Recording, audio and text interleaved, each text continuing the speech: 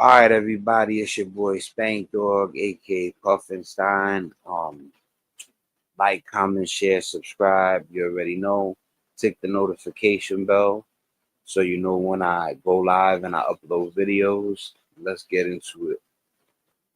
All right, so we're gonna jump right into it. Now, the title reads El Chapo warns U.S. from military jail that something might happen, whatever. So, like I said, I was watching it, but I decided to watch it with y'all. So I'm not really like I don't know exactly what's coming, but like I said, I like to watch it brand new with y'all if possible. I'm pretty sure this one ain't gonna let us down. So here we go.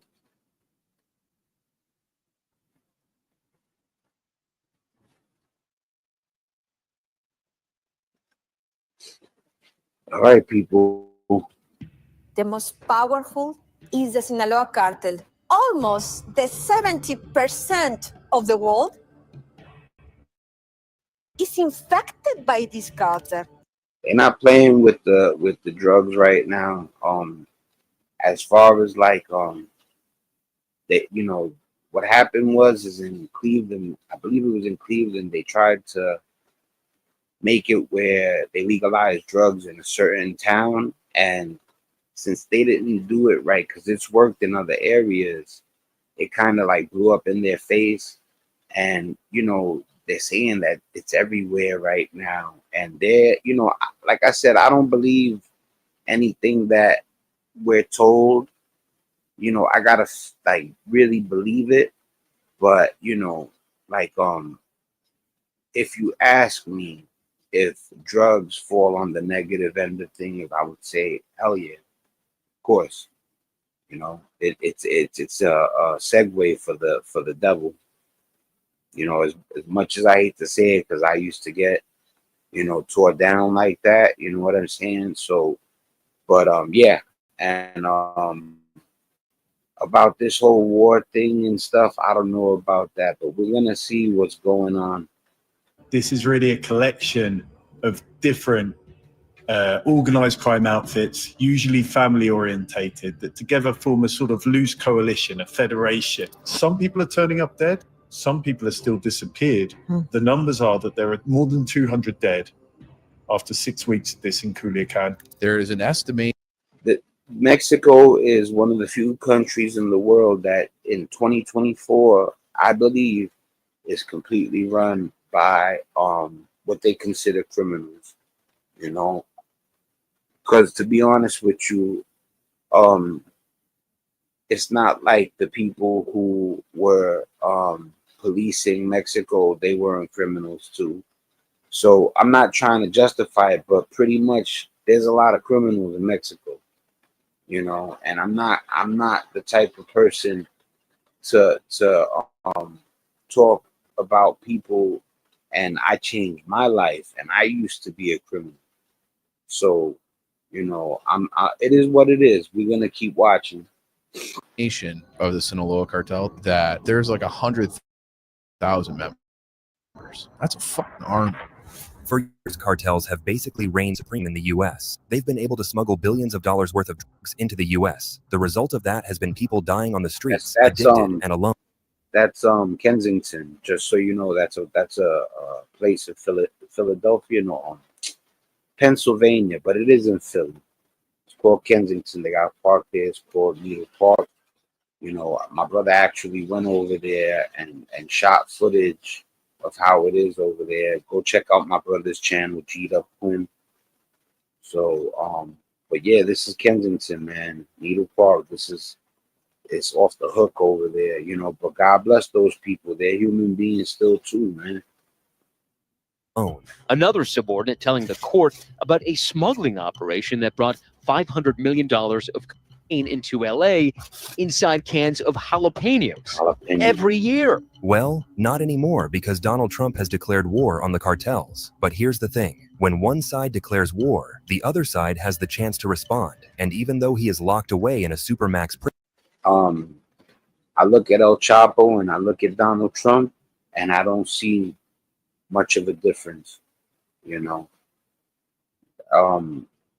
Yeah, you got to remember, I don't know which presidents, I don't know if it's every president, but they drop bombs.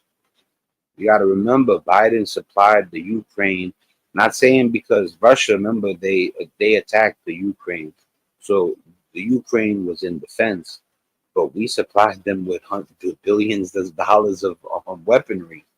So they don't make weapons for nothing. You got to remember, I'm talking about it. I'm not making. You don't see me manufacturing a weapon in my house. You get what I'm saying?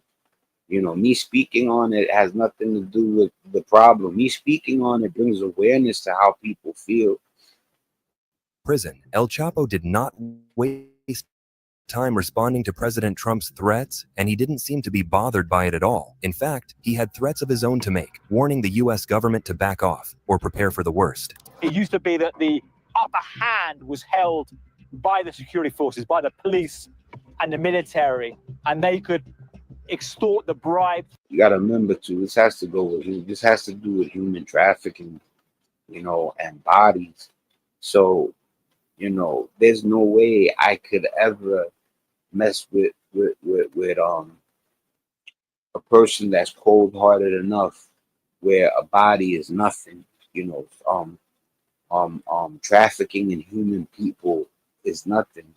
No, that's a bad man. From the cartels. What we've seen in the last 20 years is some of the cartels have become much more powerful. Today it becomes the cartels actually bullying and controlling elements of the security forces. Ramirez said once the cocaine crossed the U.S. border, El Chapo would take 40% and sell it here. Check the comments real quick, people. I knew it. That's why I said let me check let me check the comments. What up, Barbara? How you doing? Glad to see you. All right, I'm gonna get back to it because I know you. As long as I know you there, we good. So I'm gonna keep playing it. I'm gonna read one of the comments though. She said the Ukraine was there first though. Yeah, I believe. To be honest with you, I believe Putin is a bully. And when I look at him, he's scary. You know what I'm saying? I'm not scared of no man, but I mean scary as far as like he looks like he's not a good person. Very malo. In the United States. He claims from 1990 to 1996, Guzman made as much as $640 million. In the wake of Donald Trump's re-election, the U.S.-Mexico border is once again at the center of national debate. Are Trump's policies exactly what the U.S. needs to take down the cartels? Or will it create more problems for the U.S. in the long run? These are questions Americans... They're talking about if he puts up the wall, it's like antagonizing them. Like they're gonna... It's like when you tell your child don't, and he wants to just because it made it more cool that you said don't do it. Well, it's gonna be more like of a victory getting over the wall now because he put the wall there. But listen, I don't know what's going on with the migrant situation as far as the effects it has. I know that bringing in people can be a good thing, but I also know bringing in too many could be a bad thing. I wouldn't want my family getting kicked out, but I also wouldn't want my family not eating because it's too saturated. have been wondering about since Trump took the mic a few days after his win. Trump's campaign promises to crack down on cartel activity and illegal immigration have sparked renewed interest amongst Americans. But perhaps the most shocking revelation came from Joaquin El Chapo Guzman, the notorious leader of the Sinaloa cartel. In the Mexican state of Sinaloa, the city of Culiacan sits at the foot of the Sierra Madre Mountains. It's home to the Sinaloa drug cartel and the site of some of the most fierce battles in Mexico's drug wars. Violence has become a way of life here. You see, when they went to arrest El Chapo's son, right, it broke out into like a little war. It's cold out here in New York, even with the windows closed. It's winters here. If you live in the US, then the war on drugs is not news to you. But if you think just because you follow the news about Mexico's deadly drug cartels, you have an idea of the atrocities they commit, you're wrong. But what they're planning now, after Trump's threats, is much worse than anything anyone has ever witnessed from them. For those of you who might not know the details of the atrocities El Chapo committed that landed him a reserved space in ADX Florence, let's take. Well, I was gonna say we're gonna get to the Shai Gilgeous Alexander and the complex being raided after we watch the El Chapo thing. You through just a few of those atrocities. You see, at the time, the Colombian cartels were rapidly losing power as the U.S. crackdown on drug trafficking took shape in Colombia. Suddenly, there was a gap in the drug trafficking market, and a young poor man named Joaquin Guzman Loera, who was known as El Chapo, short. See, I know how people like that come about, man. It's poverty. That's it. You know what I'm saying? And they become ruthless over it. You know what I'm saying? I don't think that man was the kid when you were young. He would bully you, you know. But what happens is you, for the money, you'll do anything, you know, and everything gets rationalized. And then you become cold and heartless. And the money blinds you from realizing what you've become. Saw an opportunity he could not ignore. He began his testimony with stories about Guzman's past. He outlined Guzman's beginnings as the head of a struggling startup drug business. He said Guzman entered the drug ring because of his extreme poverty, but didn't stay poor for long. A man like that don't got much choice. You heard. And they said that he even tried to start a drug operation twice and it failed. So he spent the early part of his life starving. The U.S. wasn't just cracking down on drug lords in Colombia. They were also shutting down drug trafficking in the Caribbean, which was the preferred route for transporting drugs into the United States. Special on this, where they dropped the fentanyl in the oceans. At the time, Joaquin El Chapo Guzman saw the perfect opportunity to rebrand drug trafficking in Mexico and set himself up as one of the most feared drug lords in history, and he didn't hesitate. He took it. He created new innovative methods of drug smuggling, building a series of air-conditioned tunnels that ran under the Mexican-U.S. border, making the operation of drug smuggling faster and easier. Another method involved hiding narcotics inside fire extinguishers and cans that were labeled chili peppers. The Sinaloa cartel's corruption, which some say penetrated the Mexican government, with one witness testifying a $100 million. You know, he's bigger than Pablo Escobar, I believe. Bribe was made to former Mexican President Enrique Peña Nieto. I just told you about the cops and the government being just as corrupt as the criminals. So to call the criminals over there, you gotta call the government criminals and the police.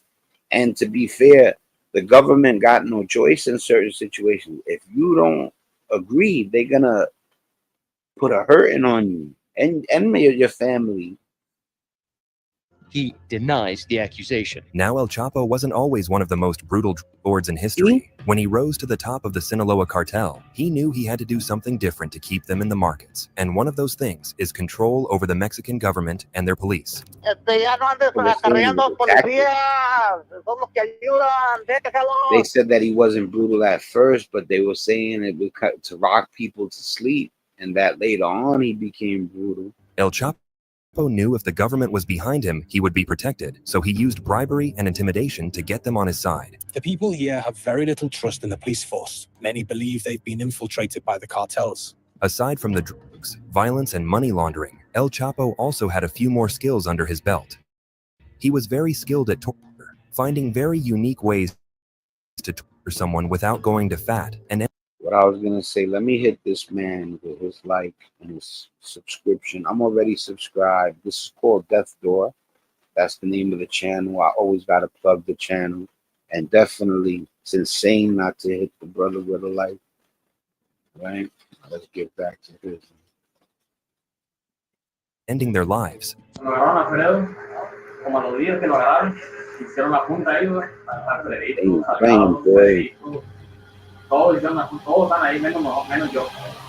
In a new incident of grisly war violence, a man's face and scalp were skinned and stitched onto a soccer ball as a threat to members of Mexico's Juarez cartel.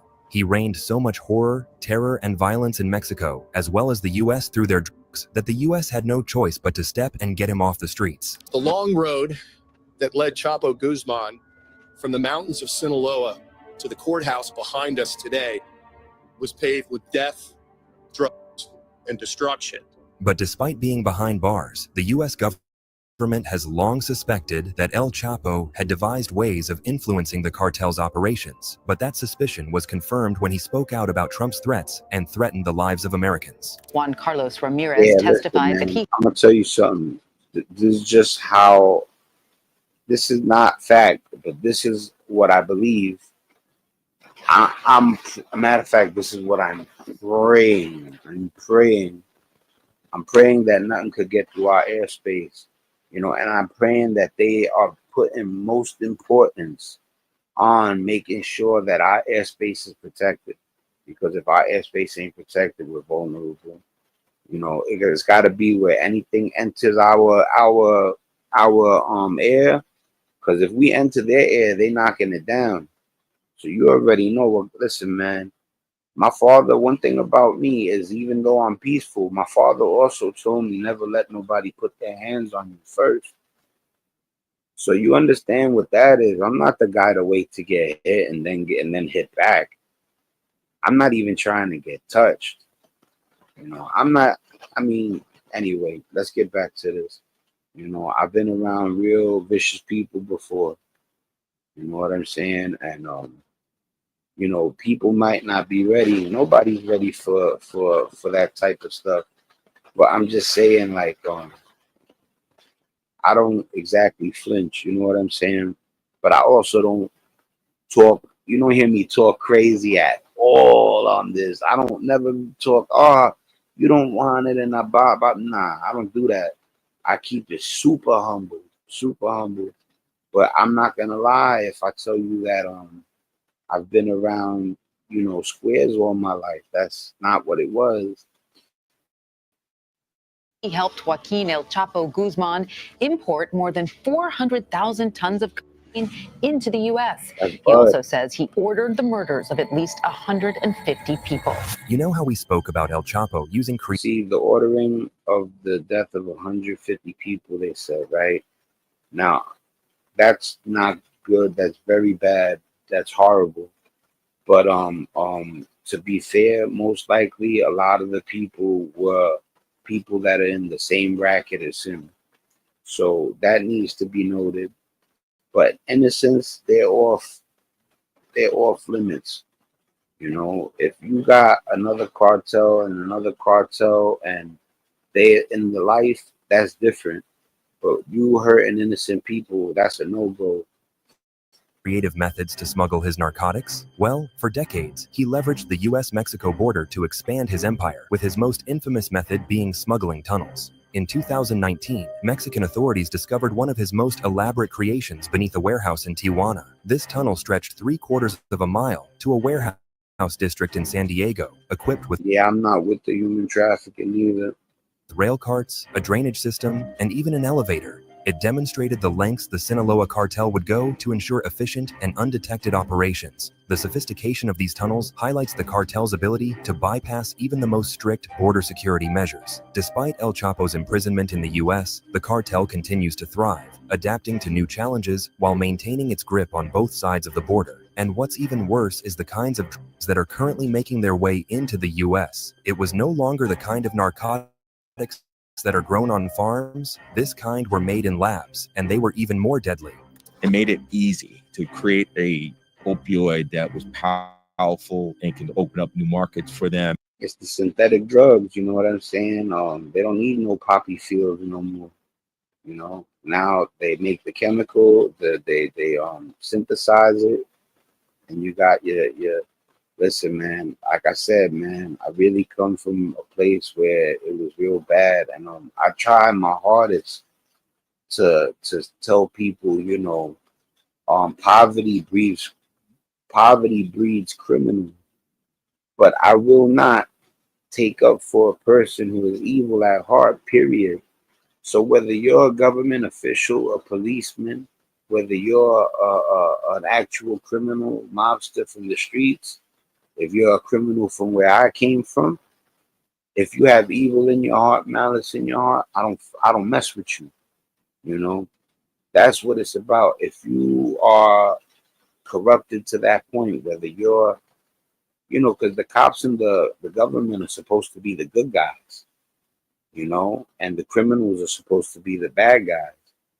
But it's to the point where some of the criminals aren't bad guys, and some of the politicians and the police are bad guys, while some of the bad guys are good guys.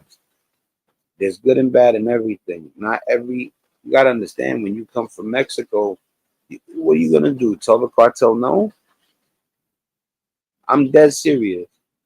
If they're like, yo, we seen you, you young, you can help us, you know, we think you should get down. You think you're going to say no? You must not love your family then. You get what I mean? You know, and I do believe it's not off limits to hurt family members, like, you know, because there with La Costa Nostra, there was a code where they wife and women and children were off limits. I don't know if it's the same thing with the cartel. And it's synthetic. It's cheap. It's easy to be made. just You're said talking about synthetic. millions and millions of dollars just out of 1 kilo of fentanyl. And it wasn't just the cartel. It was one person. El Chapo is heavily responsible for the transportation of deadly synthetic drugs into the United States. Like fentanyl, a synthetic drug that is incredibly unpredictable and deadly, and it has caused overdose deaths to skyrocket in the United States. Now here's the scary part. El Chapo was already behind bars by the time the DEA started to notice an influx of synthetic drugs into the US. So if he was already behind bars, who was in charge? Who was running such a creative and complex organization? It wasn't long before. All right, so look, I'm gonna have to cut this short though, but I'm gonna let it play for a little longer. They realized their answer was under their noses the entire time. We knew that Let me Chapo check was the involved comments with. quick. I got to see. Oh, none your business. I hope you're still here, brother man. All right, some of my teams here. BC click in full effect. All right, so Barber's here, Nunya's here. That's what's up. All right, cool. Good luck fixing what is busted do. We will need all of us to make it so. Yeah, yo, Nunya, I hear you, baby. I agree with you. You know what I'm saying? Like, oh man, I don't got the answer to everything. I know that if everybody followed suit with having a good heart and looking out for those that don't have, the world would be a better place. Crime comes from people who don't got, but there is pure evil. And pure evil got to be eradicated. You know what I'm saying? Like, that's why, anyway, like I said, you know, like I said, you got to remember, I got to be opinionated when I do these lives. It's if I don't, I'll get in trouble, if you get my drift. So it's my duty to make this video transformative. You get what I mean? So but I'm gonna get back into it. We're gonna let it rock for a second more. I still want to get into the Shai Gilgeous Alexander, and I want to show you the complex that got raided. Fentanyl and was pushing fentanyl into heroin, and that certainly he was one of the main players in pushing fentanyl into the United States. Even though El Chapo is behind bars, the United States government believes that El Chapo was a key player in the Sinaloa cartel moving into the fentanyl business. They also believe that El Chapo is somehow involved in pushing fentanyl-laced heroin past the United States border. The Sinaloa cartel has trafficked fentanyl so deep into the United States and caused so much loss of lives, and he's done all of that from behind bars. But El Chapo's reputation isn't just built on his empire, but also on his uncanny ability to evade justice. That might be hard to believe now, because he's firmly lodged in ADX Florence. But why do you think they put him in a supermax prison in the first place? This just released footage of. You got to remember, the government and the police are run by the criminals. So him being in prison is like him being in just a different housing. You know, if you probably seen our homie right there right now, he probably eating lobster with a chick on his lap.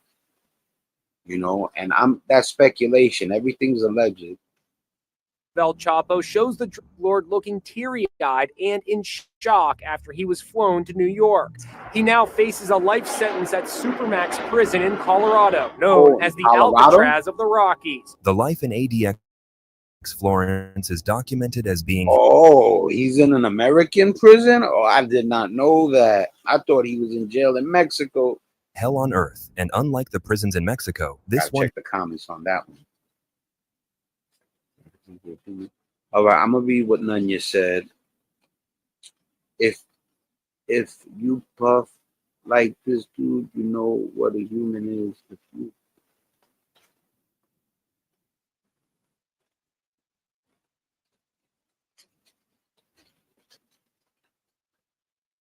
I couldn't really understand what you said in your business. But like I said too, we all, like, you know, whatever you say, I respect. Definitely. If you're saying that that man is no good no matter what, I respect what you say. But try to be a good human today, Junior. All right, I get what you're saying. Yeah, yo, listen, man. You speaking to a person that I believe always that good will triumph over evil. You know what I'm saying? So yeah. You know, there's writers out there. There's people out there that are official. I get proved that there's good people every day. Look at people like Barbara. Look at Chola. You know, look at my bro. Look at the people around me. There's so many good people. You know, so I don't ever think that evil could conquer good ever. You know, and that's how I feel. But there are people out there that are bad that are thriving. Yeah, hell yeah, I respect what you say. None of your business, wrote, walk like a good soul. If you dare, if that makes sense. You already know, brother. You're my brother before anything, man. So he can't break out of. Cells are small at Supermax. It depends on where you raised, too, who your parents are, environment. Those things all come into play on your outlook on life, your ideology. You know what I'm saying? You know, but it's okay. Yeah, let me tell you something. One thing with me, it's okay. We don't anybody that comes in this room, I want them to know that it's okay. If you're not on the same page about something, we're not clones. You're not supposed to agree with me on everything. There's definitely going to be a time where I feel a certain way and another person's going to be looking at me like I'm crazy, and vice versa. There's gonna be times where Barbara could say something and I'll be like, if you feel like that, but I don't feel like that, that's fine, man. Can't get mad at a person when they don't agree with you no matter what. People have different outlooks. And I'm not saying that you got mad, you know what I mean? But feel free to drop your comments and know that I will not catch feelings even if you do not agree with me. The furniture is made of stone, not metal. I spoke by phone to former Supermax warden Bob Hood. How difficult would it be for him to even try to escape? Or can he? Well, no one has so far since 1994 when they opened. But in El Chapo type of confinement at the Supermax, he will be in his cell about 23 hours a day. He'll have cameras all over him. His first escape in 2001 involved bribing a guard and hiding in a laundry cart, an audacious move that allowed him to spend 13 years expanding his operations. Then there was the weeping mistress who testified that she and El Chapo fled naked from next. Yo, he escaped from an American jail? But I gotta look that up real quick. People, sorry, pausing the action real quick. I gotta go to Google. Don't worry, this is gonna be a second. All right, people, let me check.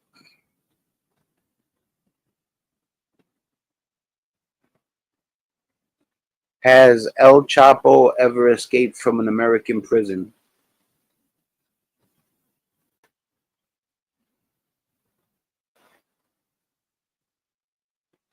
Yeah, see, that was a Mexican prison. It says, no, Joaquin El Chapo Guzman has not escaped from an American prison. However, he escaped from 2 Mexican prisons. That's like walking out the front door of your house. All right, so let's get back to this. Yeah, there we go. Mexican Marines through a tunnel hidden beneath a bathtub.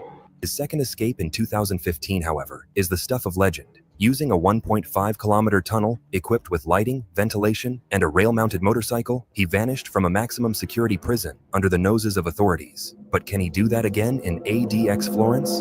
You'll remember this surveillance video of El Chapo escaping through a tunnel dug under his prison cell in Mexico in 2015. No such luck with Supermax, it's built into rock. Both escapes embarrassed the Mexican government and highlighted the cartel's extensive resources and influence. Even after his eventual capture and extradition to the US in 2017, El Chapo's ability to defy the odds remained a concern for both the Mexican and US governments. His trial in 2018 revealed chilling details about his criminal activities, from trafficking drugs on a massive scale to employing ruthless tactics to maintain control. A new witness took stand yesterday to start week 3 of the El Chapo trial, shedding light. We're going to switch it up. All right. Just so you know, homie's channel is Death Door. Like I said, big shout out to him. If you want to go check out more of this type stuff, definitely go ahead to his channel. Listen, man, listen, they label people bad guys. El Chapo, Pablo Escobar. I mean, there's a ton of them. Putin. It goes Idi Amin. Saddam Hussein. What was the guy from the Taliban? Osama bin Laden. Now, what I was gonna say, yeah, I love you, brother. You crazy? You already know what it is, man. They can't, you know what I'm saying? Listen, man, I'm cut from a different cloth, and I don't say that on some like patting myself on the back, thinking highly of myself. I'm just saying I've learned love is everything. You know what I'm saying? So if it ain't about love, it ain't about shit. You know what I'm saying? So like I said, we in here, we a team. You know what I'm saying? I'm not trying to see that one of the people that come in the chat, they don't agree with me. What am I supposed to do? You know, it's love. That's love before everything. But like I was saying about all those bad guy leaders that I just named, I don't know any of them.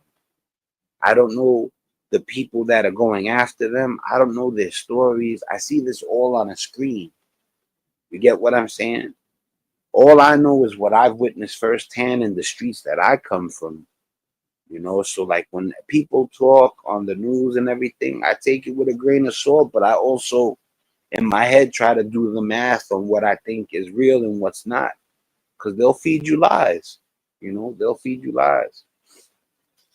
Let's get into the next one. The next one's a little more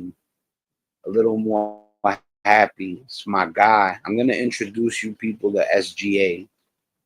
His name is Shai Gilgeous Alexander or Gilgeous. I still don't know if I'm pronouncing that right or not.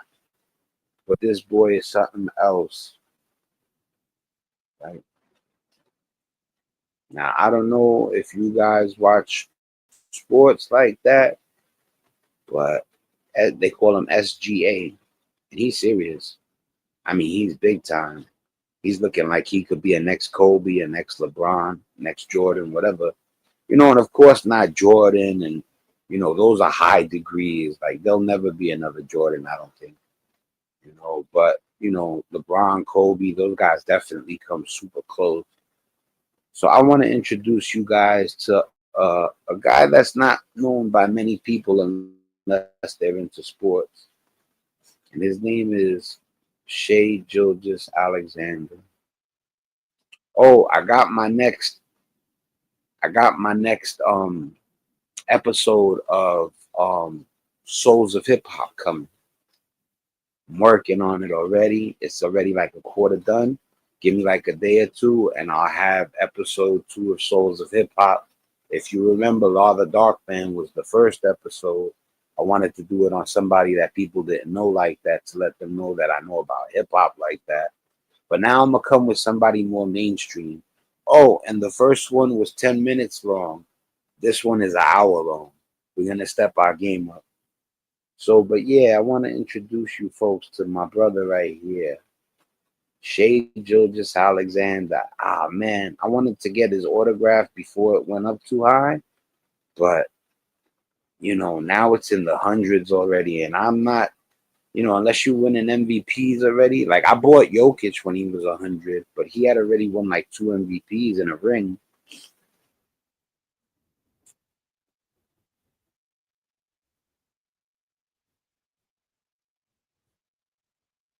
Okay, there's not gonna be no commentary. I'm your commentary. That's SGA that you seen just drop the ball in the hoop. We're gonna take another look. He's like got like a slinky like kind of game. You know what I'm saying? All right, hold on. Let me definitely put this up real quick. Peace. Present. Share. I almost forgot. I got it on automatic, so it should go right up. All right, we're good.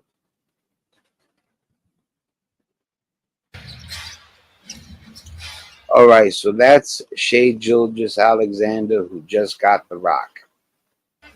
Can't say enough about what Isaiah Hartenstein has brought to OKC. You see, when I said slinky, how he took like one hand, he didn't even, you know, you could corral it with the other hand.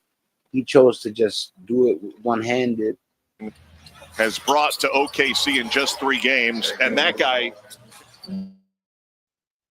George shooting it at 39%, made only 3 of 17 threes. No whistle there. We thought he was pulled down by Gilgeous Alexander. And that's another thing. He won't dunk it and stuff if he don't have to. He's trying to conserve energy and play for as long as possible. I could see the hunger in this And kid. nobody got back for the easy bucket to the last series here. Yeah, he's just trying to get tight off this ball screen. And you can see he gets tangled up with Shai Gilgeous Alexander. It leads to this. And Gilgeous. It's Gilgeous. I heard the announcer. We were talking with Mark Daignault, the head coach of OKC, as Gilgeous Alexander. Just so you know, he dropped 36 points in this game, 9 rebounds and 6 assists, something like that. Alexander scoops up another one again. Maybe hits some meat back there, only his 4th game since coming back from the wrist fracture. That's Dort with a triple. Lakers 3 for 10 here in this first quarter from distance. Max Christie trying to stay with SGA, a smile on his face.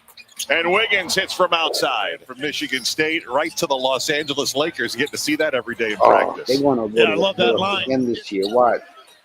Thunder led by as many as 10. That lead is down to 1. Deep 2 for Kenrich Williams. You can see he's a good facilitator. I think it was 9 assists and 6 rebounds, not 9 rebounds and 6 assists. He had 9 assists.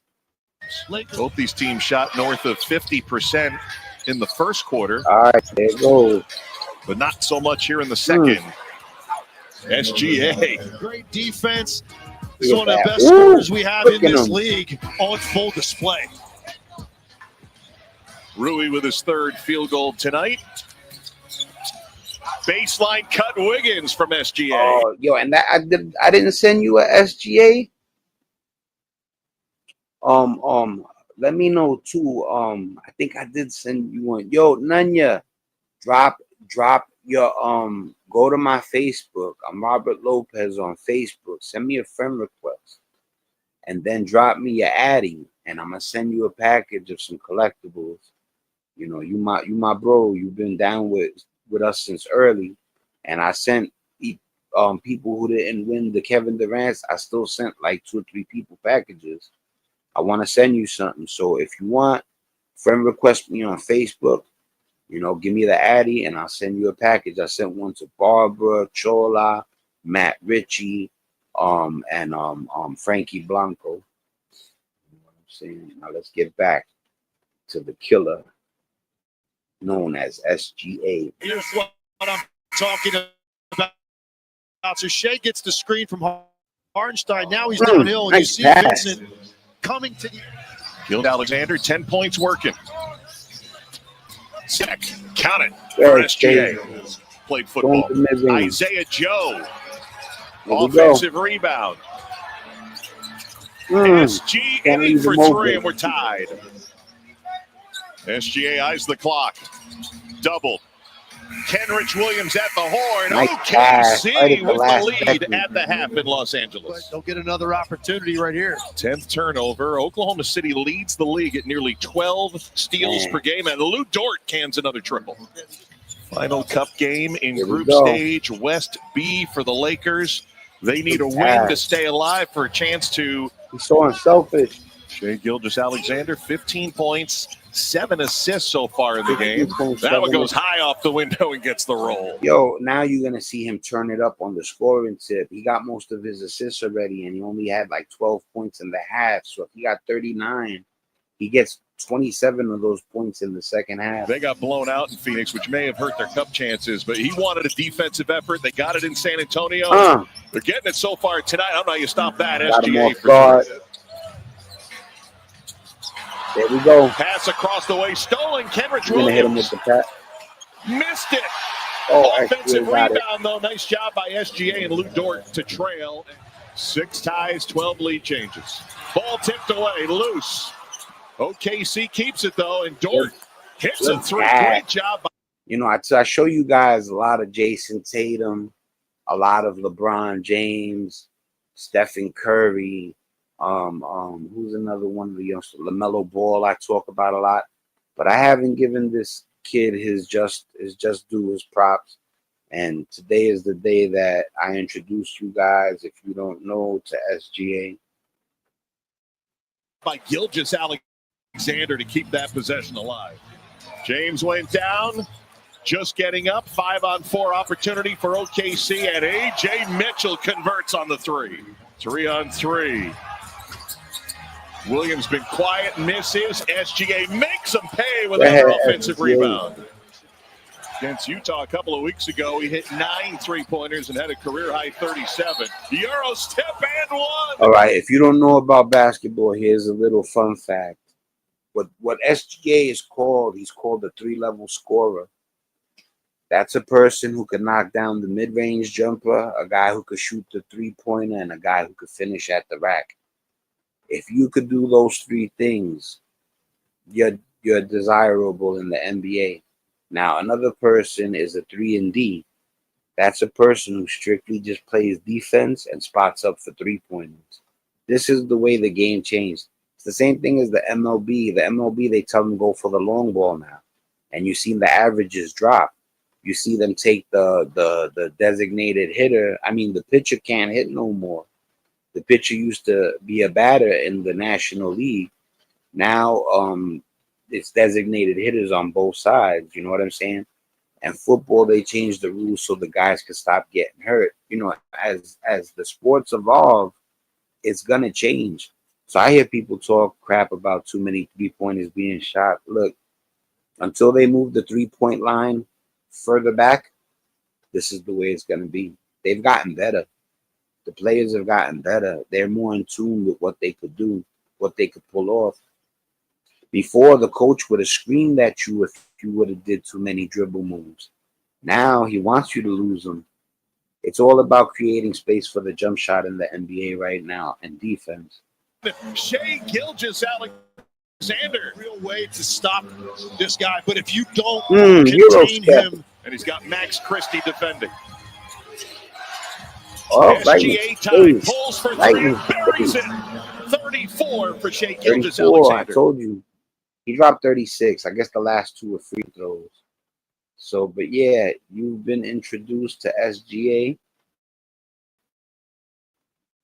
All right, and there's just one more thing I want to get to, and that is the raid on the complex. You know what I'm saying?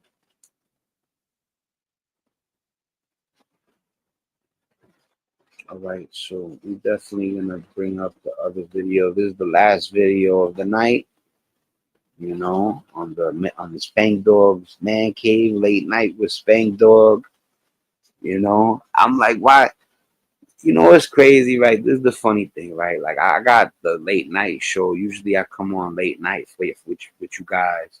So people who watch late night with Jimmy Kimmel, I mean, millions, tens of millions, hundreds of millions, right? And I'm over here trying to build an audience. sometimes I say to myself, what's the difference between me and Jimmy Kimmel? You know, and nothing. He might be a little more wittier than me, but you gotta remember he has writers. I have no writers to create a monologue before I start the videos, right? Check this out too.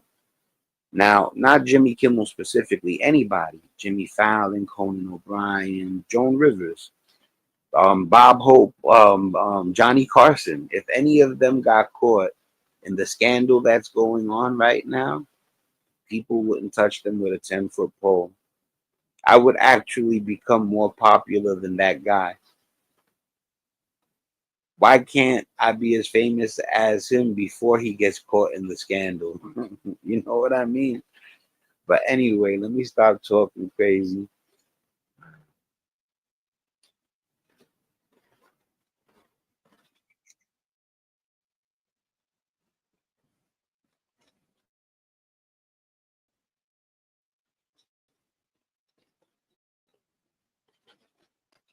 Can't wait for that the second episode of Souls of Hip Hop to be done.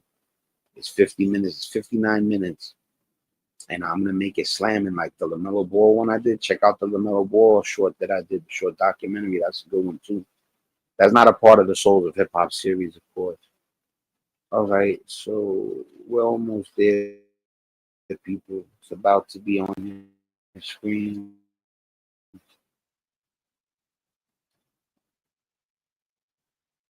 All right, this is the last one. His name is Sababi, I believe.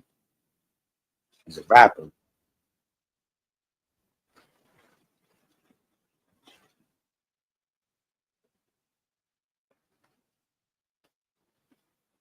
All right, guys, we're ready to go.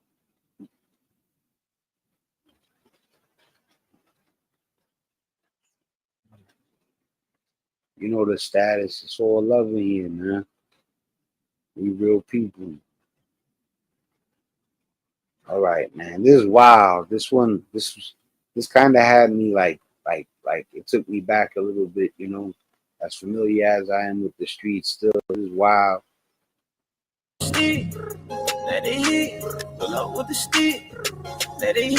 Video repercussions. This video now has millions of views, and some of the people looking at it are Houston police officers. Those investigators say some of what they spotted are. This is gonna teach all you rappers, man. Yo, we would talk about stuff and it would be super hidden, or we would be even like maybe talking about stuff that could have happened, you know. But like if let's say I did something to somebody, I would not put it in my song, you know. And then there's the other way to look at it. You shouldn't be doing stuff to people at all, period. But after this, you're gonna see rappers pull back on talking too spicy in their rap. And if they keep doing it after this, then it's buffoonery. Or federal violations. That our full unit going through frame for frame, trying to document people from the video and figure out their criminal history, figure out their gang affiliation. There's so much going on in that apartment complex. Just they're all throwing up gang signs. You got little kids in the video throwing up these gang signs. When Sababi blew up in 2017, he probably felt like he'd finally made it, but things took a wild turn and not in the way he'd hoped. It ended. Gotta remember too, I got friends that are locked down right now. You know what I'm saying? Like, I'm not even gonna do the free this guy, free that guy. Nah, I'm not. You know what I'm saying? I'm not trying to live off of their incarceration and get my street cred up. I'm not. I told people at the beginning of these podcasts that I would never lay out my street resume to impress you, you know. And it's impressive. No, I'm just playing. But what I'm saying is you know, I can't, when I see people do stupid stuff and they end up in a bad spot, I try to like be careful because I still got people that are going through it. You know, some of them ain't coming home for 10, 15 years. And then, you know, my cousin is locked up. You know what I'm saying? He comes home in like 8 months. you know. And then I got my other homie. He got 18 months left. That's like my brother. You know, my other little cousin just came home not too long ago. I ain't gonna say his name either. Ended up causing a lot of trouble, not just for him, but for his entire neighborhood. Back in 2017, he recorded his breakout hit, Pull Up With a Stick, in his 9th Ward Atlanta bedroom, using nothing but a broken microphone. Despite the low-budget setup, the song became the summer anthem. Its music video... Yo, I make music videos. Y'all know that. Yo, you see that how smart that is? A broken microphone. They went in the front, I think, and they attached the mic to some like part of the tree, and he pretended like he was rhyming outside, and the whole hood came out, and that's it. Millions and millions of views for a video that probably cost whatever the mic cost, $100. Blew up as soon as it hit the whatever his outfits cost. Maybe he had on some Givenchy, some Burberry. Internet, pulling viewers in with its raw, unapologetic vibe. Below with a stick, let it hit. Below with the stick, Sababi singing his heart out in front of a wild display of and artillery. This gritty authenticity made the video unforgettable, but it also became evidence in a federal investigation that ultimately took down 28 buildings in the 9th Ward. You had our full unit going through frame for frame, trying to document people from the video and figure out their criminal history. You know, while people are so hard on the criminals, always remember that them boys will treat you bad. You got to remember, Black Lives Matter. You know, they take the lives of unarmed young black men. You know, not all of them, but people say, you know, white lives matter is the most ignorant shit I've ever heard in my life. Because in order for that to have been a thing, white people, men, young white men would have had to been being shot for no reason, like the black young men. That's not the case. You see, Black Lives Matter was because young black men's lives were in danger. They could be outside, a cop would say freeze, and he didn't even do nothing to turn around fast, and he'll off them. And then for I'm sorry to say it, it's a fact. That's not the case with young white men.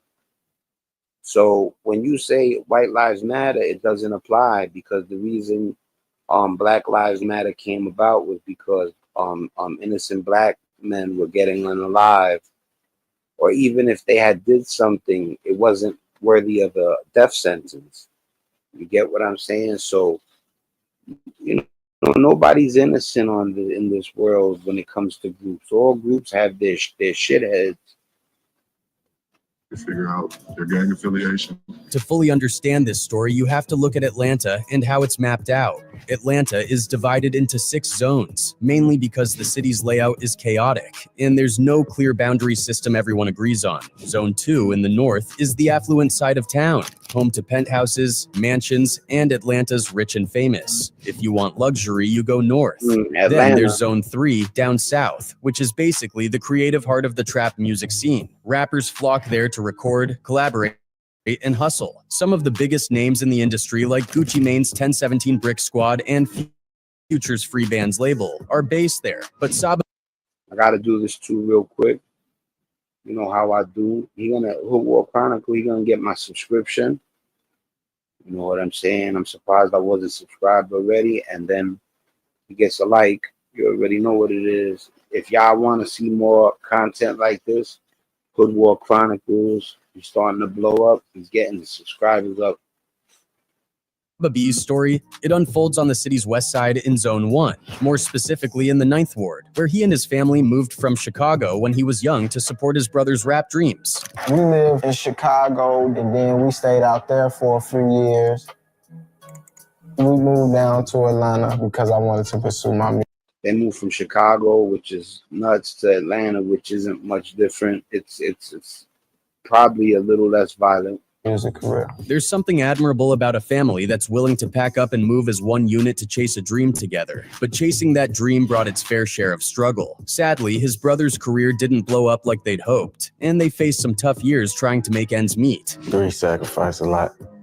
He wanted to do music before me. He'd been doing music for like 11 years. This was his dream more than my dream. In the background, Sababi had his own dreams. He always wanted to be a video game developer. Around the same time, YBN Namir was in the GTA online community freestyling over his headset. Sababi was in there too, creating montages and even designing a GTA map he called Nuketown. At some point, he decided to shift his creative energy toward music. His brother helped him produce tracks. 2 projects didn't really take off. Dropped 2 projects. They ain't really do what I wanted them to do. I see other artists passing me up in Atlanta. The family's financial struggles weighed heavily on him, and the pressure to make something happen kept building.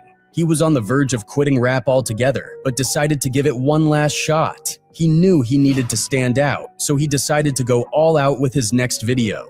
I was thinking I'm not gonna make music no more again. He quit music, he was done. But when you have that passion, it's like that flame burning. He said he want to get another shot, man, and see. He had a plan. If he showed a ton of guns in the video, it would get people talking, and hopefully it would go viral. And that's exactly what happened. Sababi went to a notorious apartment complex called Sierra Ridge on Del Mar Lane in Atlanta's 9th Ward to film the pull-up with Damn, it's crazy. Complexes, you know, you think you got to hear the word projects for you to be in a bad place. That's not the case. You hear complex, it could be very raw. As you can see right there, there's a complex video.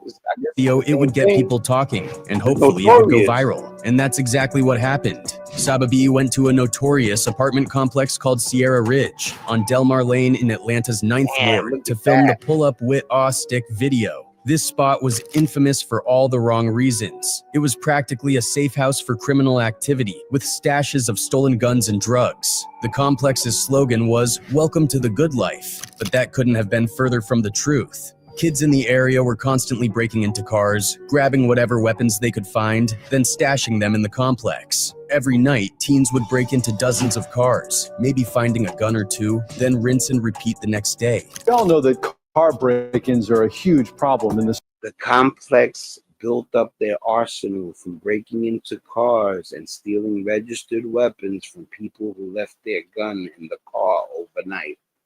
City of Atlanta. If you own a weapon, don't leave it in the car. Thieves as young as 12 are snatching them, and things can only get worse after that. Sierra Ridge had become a big problem for the Zone 1 police, and pull-up with stick added fuel to the fire. Just 3 days after Sababi's video blew up, the complex became the focus of a major state and federal operation called Operation Triple Beam. The timing couldn't have been worse as violence quickly escalated. Within a week, 2 murders occurred there. One incident involved a 22-year-old man who was shot 4 times with a .40 caliber handgun. Police found him dead in the back seat of a car next to an 80-round drum for an AK-47.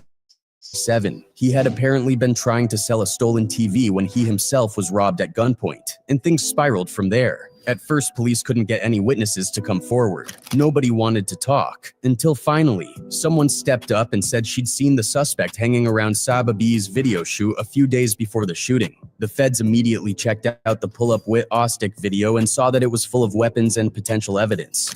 We've had our full unit going through frame for frame, trying to document people from the video and figure out their criminal history, figure out their gang affiliation. They also discovered a behind-the-scenes clip on YouTube that basically looked like a guide to self-incrimination. It was all laid out for the police. Law enforcement moved in, sweeping through Sierra Ridge and rounding people up one by one. Eventually, someone gave up the shooter's name. Initially, police were on the hunt for a person with yellow dreads carrying an AK-47, which led them on a wild chase for weeks.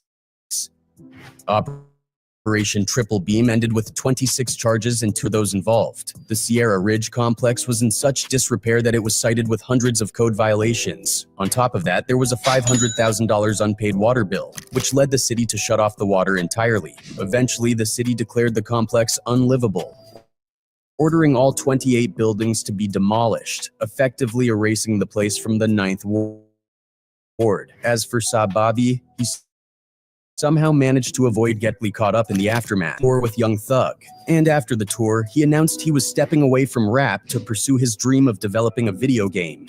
Yo, man, that's good for him, man. Despite saying he was stepping away from music, Sababi didn't quite retire, but the pull-up with Ostic controversy seemed to bring a wave of trouble for him in the industry. Not only did his music video allegedly lead to his entire neighborhood getting shut down, but he also had personal issues that many believe led to him getting blackballed. One big factor, his beefs. In particular, Sababi got into it with Offset. At the time, Sababi was known for wearing an upside-down cross, and this quickly stirred controversy since the symbol had a negation. They said did it Offset? Into it with Offset. At the time, Sababi was known for wearing. Yo, listen, man, you take your problems up with a man to man. You don't take food out of the kids, the guy's kid's mouth, man. What's that blacklisting shit about? That's bozo shit. You know, I'm gonna keep it real with you. People that put stuff in people's drinks, they're lame too. Those are cowards. You know, if you won't throw up your dick beaters or you won't even take it to a next escalated to the next level, but putting something in somebody's drink is for cowards. You're a coward. You know what I'm saying? Fucking, you know, certain people do stuff like that because they really don't got no cojones. You understand? Poison.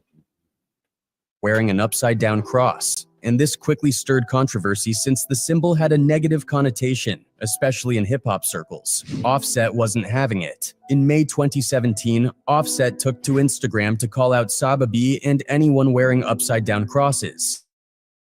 All y'all went upside-down cross. Even my little partners, man. All that worship the devil. Offset's video didn't sit well with Sababi, who fired back on Instagram, calling Offset a... Listen, man, you can't tell people what they could do and what they can't do. You got people wearing dresses. You know what I'm saying? Young Thug had a full-blown dress on. A$AP Rocky, full-blown dress on. You know, if you're not going to say nothing to people, like, you know, well, he was into it with him or whatever. My thing is that you don't even know if Offset actually made calls and stuff. So that's alleged. That's speculation. You know, I don't know if Offset's the type of person that would really call up somebody and be like, yo, don't let him perform. You know, make sure he don't get them 50 bands. You know, I got beef with him. You know what I'm saying? So, but that's, I wouldn't throw dirt on Offset's name because that's speculation. But yeah, man, if the kid wants to that's freedom of expression, even though people, and you're talking to a guy who really believes in God, you know, and if that's dirt off my shoulders, it should, you know, other people shouldn't let it bother them, you know, but I can't tell people what to let bother them and what not to let bother them. You know what I'm saying? We're gonna wrap it up, man. You already know the whole complex got indicted over a music video. People think that it's okay to shoot a music video and not just bring out 100 poles, 100 sticks. They think it's okay to literally mention the person they unalive. Y'all gotta pull back. These are our kids. Some of these people, they be good working class people that came up with us. These be their kids. I got people that I went to Cleveland with that their kids they're lit right now. You know what I'm saying? But that's still my friend's son. You know what I'm saying? We got to start being better parents and telling the kids, you know, got to be on them a little more and let them know, like, you know, it's not, that shit is not cool, bro. You know, and like I said, man, we got to start loving each other more. I'm going to leave it on that note, man. You know what I'm saying? Much love. That's how I usually end it. Much love. You know what I'm saying? I got that De La Soul, Souls of Hip Hop coming up, and I got a few more things coming up for you too. You know, and I'm gonna keep doing the lives too. We not stopping. I'm gonna holler at y'all later. Much love, y'all. One.